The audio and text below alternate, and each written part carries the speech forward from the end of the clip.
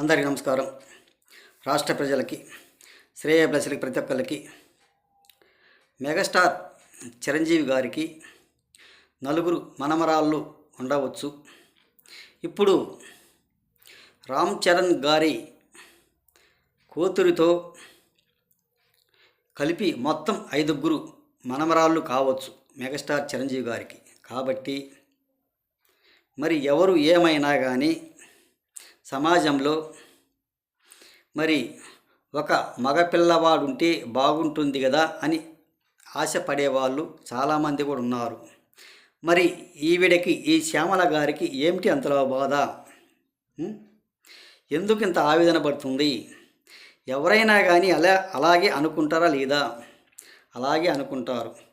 ఒకళ్ళను కనగానే రెండో కాన్పుకైనా కానీ మగపిల్లవాడైతే చాలా బాగుంటుంది అని ఎవరైనా ఆశపడేది.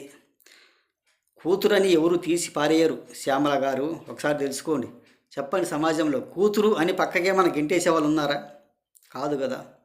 కూతురు కూతురే కాదనలేదు, కానీ సమాజంలో ఎవరైనా కానీ మగపిల్లవాడు ఉంటే బాగుంటుంది అని ఎవరైనా అనుకునేదేగా.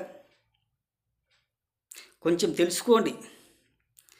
మీ అత్తగారు మీ మామగారైనా మీ తల్లిదండ్రులైనా కానీ కనుక్కో. ఎవరైనా ఆశపడేది అంతే.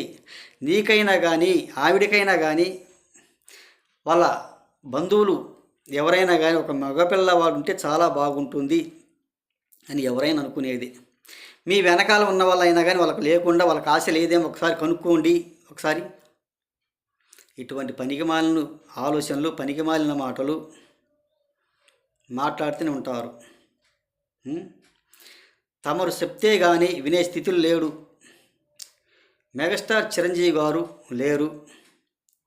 మరి మీరు మీ స్థాయి గురించి ఆలోచించుకోవాలి, లేకపోతే చాలా విధిగా ఉంటుంది. ఒకసారి తెలుసుకోండి. మళ్ళీ రేపు మీరు వైఎస్ఆర్సీపీ పార్టీ నుంచి బయటికి గెంటేయవచ్చు వాళ్ళు. ఈరోజు మీరు అధికారంలో, ఈరోజు ఆ పార్టీలో ఉన్నారు కాబట్టి మీకు అధికారం లేదు కాబట్టి ఇలాగా రేపు రావచ్చేమో 2029 అధికారంలోకి నేను ఎమ్మెల్యేని అవుతున్నాయేమో అని అనుకోవచ్చు. రాకపోతే మళ్ళీ మీరు మీ ఇదే ప్రకారంగా సినిమా యాక్టర్లోకి పోవాల్సిందే కదా. అప్పుడు ఏం చేస్తావు? ఇది నమ్మేది కూడా కాదు. ఒక్కసారి తెలుసుకోండి. మహాప్రభు నన్ను క్షమించండి, నేను చేసింది, నేను మాట్లాడిన తప్పేను అని అనే రోజులు దగ్గరలో ఉన్నాయి. నేను మాట్లాడలేదు. నా వెనకాల అదిగో మహిళలు ఉన్నారు, అదిగో వీళ్ళున్నారు, వీళ్ళు మాట్లాడమంటే వాళ్ళు మాట్లాడమంటే మాట్లాడాను అని అంటావు. నన్ను క్షమించండి అంటావు. సినిమా యాక్టర్లు పెద్దవారు కూడా ఉన్నారు.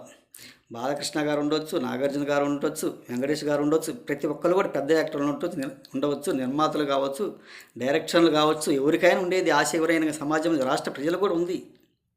ఎవరికైనా కానీ అందులో తప్పేం లేదు. కొంచెం తెలుసుకోండి. ఆడపిల్లే కాదని లేదు. ఆడపిల్లని ఎవరైనా తీసి పారేయరు. కుమార్తె, కూతురే.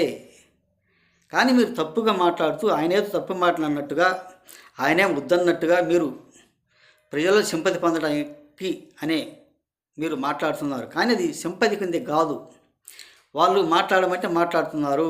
ఈ వైఎస్ జగన్మోహన్ రెడ్డి గారికి సింపతి పొందడానికి నేను ప్రెస్ మీట్ పెట్టి ఈ విధంగా మాట్లాడుతున్నాను అని అంటారు. ఒకసారి తెలుసుకో. ఎవరికైనా రాష్ట్ర ప్రజలను కనుక్కొని ఒకసారి ప్రజలారా ఒకసారి చెప్పండి. మీరైనా కానీ ఆడపిల్లను వద్దని ఎవరన్నా అంటారా? మగపిల్లోడు కావాలని ఎవరైనా అనుకునేదే కదా. అవునా కాదా? ఒకళ్ళని చూడగానే మళ్ళీ మరుసటి కాన్పుకే ఇంకొక మగపిల్లాడు కావాలి మాకు అని అనుకునే స్థితిలో కూడా ఉన్నారు. ఒకవేళ వరుసకు ఒకళ్ళు కాకపోతే ఒకళ్ళు, ఇద్దరు మగపిల్లలు పుట్టారు అనుకో, 3వ కాన్పుకైనా ఆడపిల్లని కోరుకుంటారు. ఇంటికి మహాలక్ష్మి ఆడపిల్లంటే ఎవరైనా కాదనలేదు. ఇంటికి ఆడపిల్లంటే మహాలక్ష్మి కాబట్టి ఎవరైనా కానీ, ఇద్దరు ఇల్లు పుట్టినా కానీ 3వ కాన్పుకైనా ఆడపిల్లని కోరుకుంటారా? ఒక ఆడపిల్ల ఉంటే బాగుంటుంది కదా అన్నట్టుగా. ఇప్పుడు 2 కన్నరు కూడా. కన్నవాళ్ళు ఇప్పుడు ఏమనుకుంటున్నారు? బాగుంటేనే ఒక ఆడపిల్ల ఉంటే బాగుండేది, ఇంటికి మహాలక్ష్మిలాగా మగపిల్లలు పుట్టారు అని అలా కూడా అనుకునే వాళ్ళు ఉన్నారు, అనుకుంటున్నారు. ఒకసారి తెలుసుకోండి అని తెలియజేస్తూ రాష్ట్ర ప్రజలకి, శ్రేయస్ ప్రతి ఒక్కళ్ళకి ప్రజలు కూడా కొంచెం ఆమెకు బుద్ధి చెప్పండి అని తెలియజేస్తూ హృదయపూర్వక ధన్యవాదాలు.